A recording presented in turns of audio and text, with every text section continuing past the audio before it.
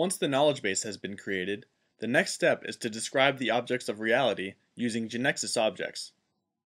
To identify these objects of reality, we recommend paying attention to the words used by the users. Back at the travel agency that requested the application, we were told that they want to record their customers, the tourist attractions they recommend, and the countries and cities they offer tours in. Based on this information, we identify 4 objects of reality to describe in the knowledge base: clients, tourist attractions, countries, and cities. For each object of reality that we have identified, we'll create a GeneXus object of transaction type. The first GeneXus objects created in the knowledge base are transactions, as they allow us to describe objects or actors of reality. Let's go back to GeneXus to do this. To create a GeneXus object, we select File, New, Object.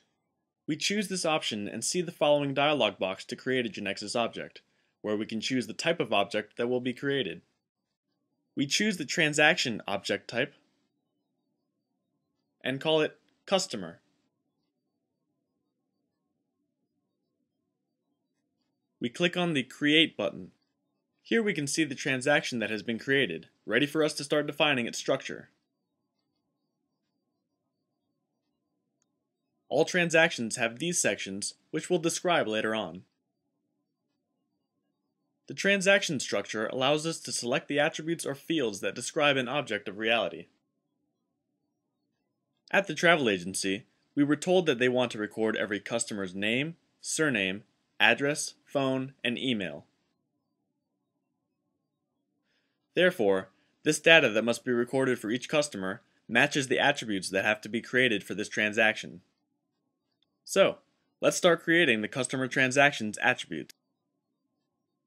Note that the first line is created for us to enter the first attribute. Also note that an icon key is associated with this line. The reason for that is, in every transaction, an attribute, or set of attributes, must be set with identifier or key role. The concept of identifier or key attribute is aimed at uniquely identifying every customer recorded, or any object of reality. In other words, we will not be able to enter 2 customers with the same identifier value. We will now set the key attribute of the customer transaction.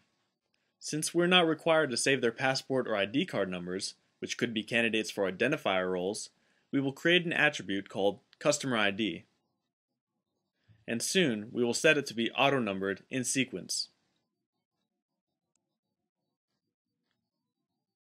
Note that if we press the period key on the keyboard, GeneXus automatically shows the transaction name as prefix in the attribute name.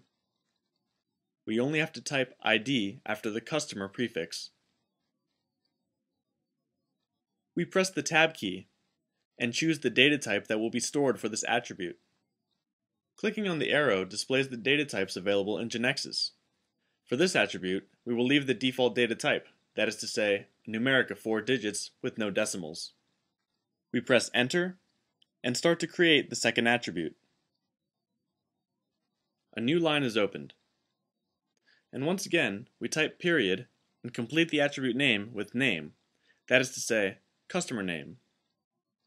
To set the data type stored by the customer name attribute, in this case, we select the character data type.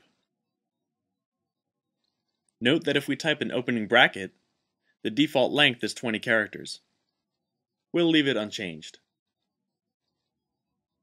We follow the same steps to enter the customer last name attribute, which will also be of character type, length 20. Now we add the customer address attribute.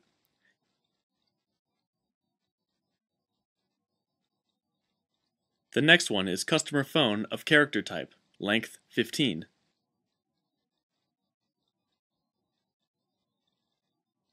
Lastly, we enter the customer email attribute. We'll save this transaction. Note that an asterisk is being displayed in the Customer Transaction tab. This means that the transaction is being edited, and when we save the changes, the asterisk disappears.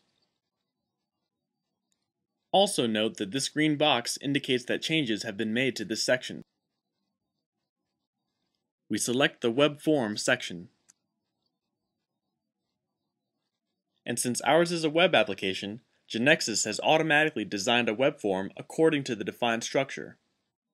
This form will allow users to add, change, and delete customers. Now to conclude the job, we will send the changes we made to the KB we uploaded to GX Server so it's updated. To do that, we select Knowledge Manager, followed by Team Development. A window opens up showing all the objects we modified since the last time we saved the KB in the server. Here we see that the customer transaction was created, along with these attributes and the customer table. Let's add a comment to indicate that, and we press Commit.